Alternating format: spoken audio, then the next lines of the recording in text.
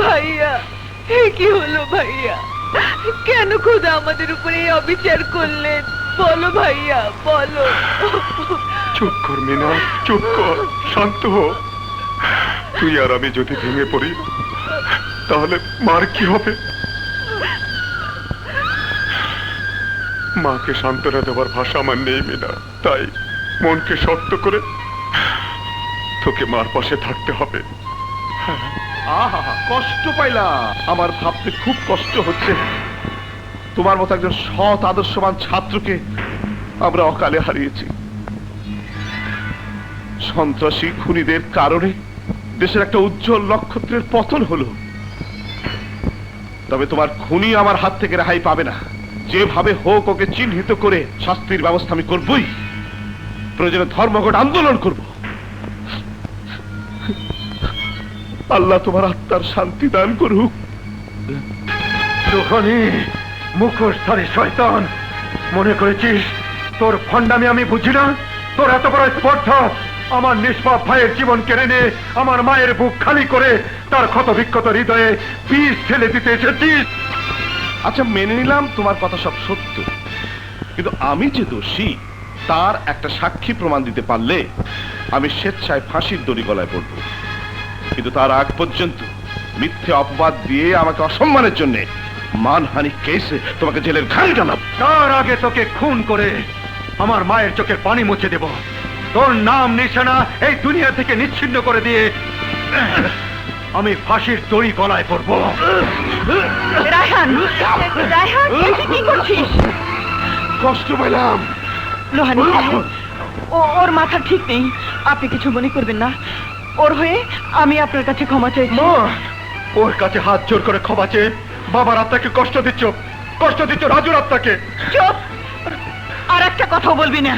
হ্যাঁ, কষ্ট পেলাম। ভাবির মুখের দিকে তাকিয়ে আবারও তোমাকে ক্ষমা করে দিলাম।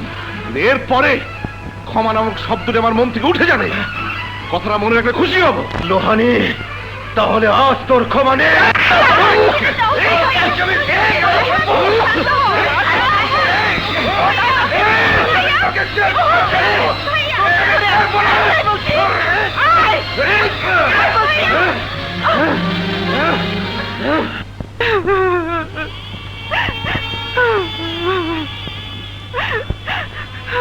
মারে, তুমি কেন এসেছো আমার কাছে? আর কি চাও?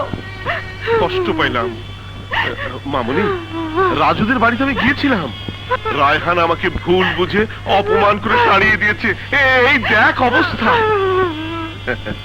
তুই আমাকে ভুল বুঝিস না, আমি তোকে কথা দিচ্ছি, রাজুর হত্যার প্রতিশোধ আমি নেবই। তাহলে যাও, আইনের কাছে আত্মসমর্পণ করে ফাঁসির দড়ি গলায় পড়ে পাপের প্রায়শ্চিত্ত করো। কষ্ট পাইলাম। মামুনি, তুইও? হ্যাঁ, যা সত্যি তাই বলছি। তুমি আমার রাজুকে খুন করিয়েছো। চুপ! অনেক সহ্য করেছি, আর নয়।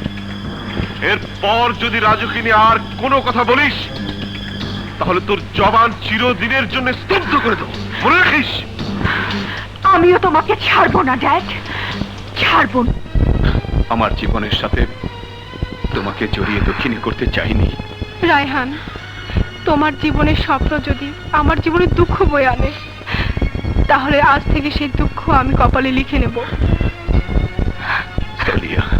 হ্যাঁ রায়হান, হ্যাঁ, আমি তোমার দুঃখের সাথী হয়ে সামান্য সুখ পেতে চাই। সালিয়া। রায়হান,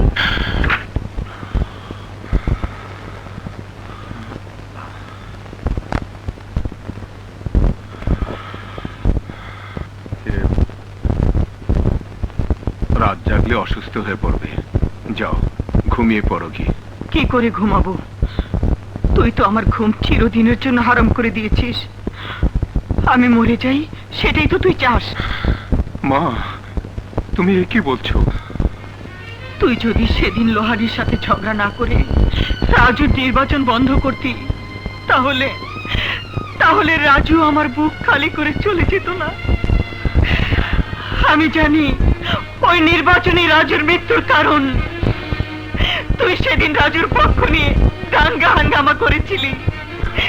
তোর দায়িত্বহীনতার জন্য আমি আমি আমার রাজুকে হারিয়েছি। আমি তোকে কোনোদিন ক্ষমা করব না, কোনোদিন না।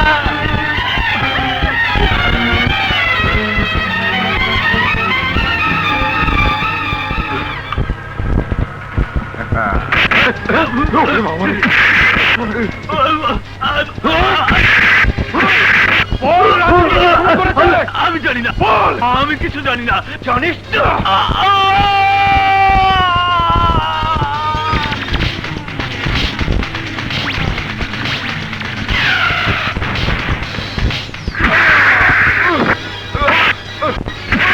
বল, রাজুকে কে খুন করেছে?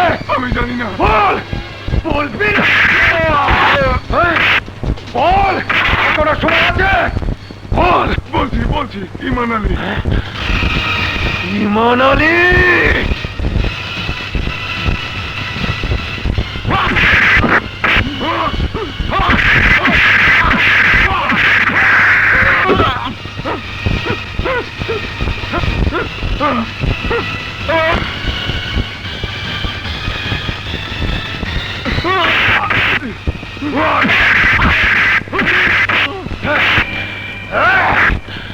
যদি জানে বাঁচতে চাস তাহলে সত্য ঘটনা খুলে বল। রাজুকে কে খুন করেছে? আমি কিচ্ছু জানি না। এখনো সময় আছে, সত্যি কথা বল। আমি জানি না। বল।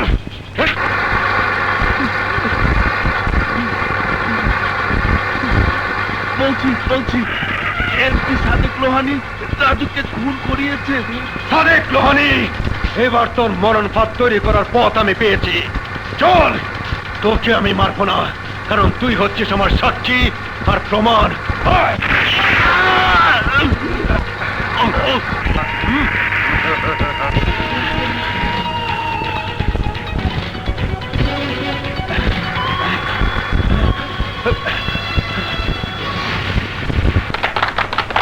ভাই সব আপনারা জানেন, এই যে আমাদের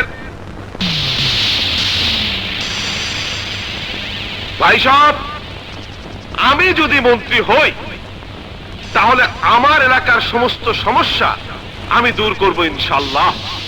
বিশেষ করে স্কুল কলেজের উন্নয়ন, রাস্তাঘাট নির্মাণ, সন্ত্রাস দমন এবং আইন শৃঙ্খলা উন্নতির জন্য আমি আপ্রাণ চেষ্টা করে যাব।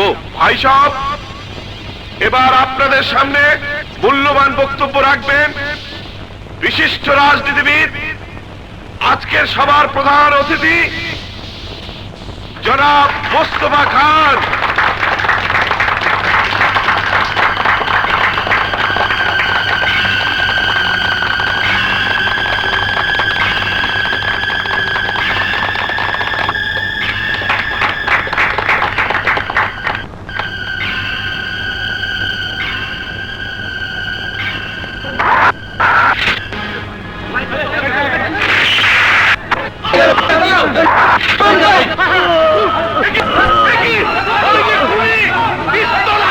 অন্ধকারে ওই শাড়ির বেড়ে ছবি তুলেছে, ধরকে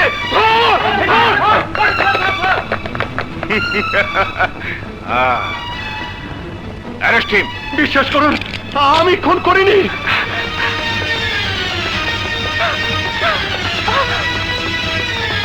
মন্ডল, জি, ওকে থানায় নিয়ে ডান্ডা মারার ব্যবস্থা করো। লোহানি, খোদার কসম, তোকে আমি ছাড়বো না।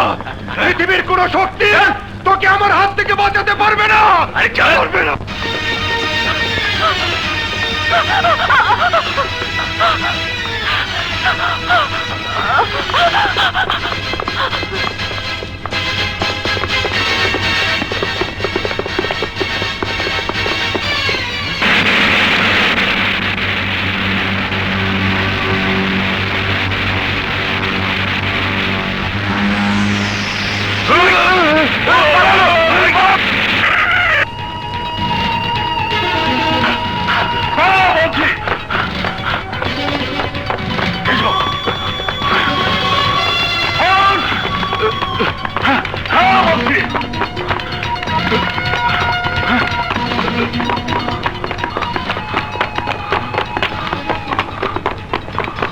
পালিয়ে বাঁচতে পারবি না, ধরা তোকে পড়তেই হবে।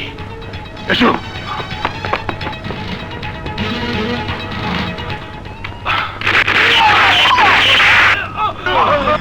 আমার মাফ করে দেন স্যার, এইবারের মতো অধম মন্ডলকে গন্ডগোল থেকে রক্ষা করেন। মিয়া ভাই, দান দুই দান শেষ, আরেক দান সুযোগ দেন।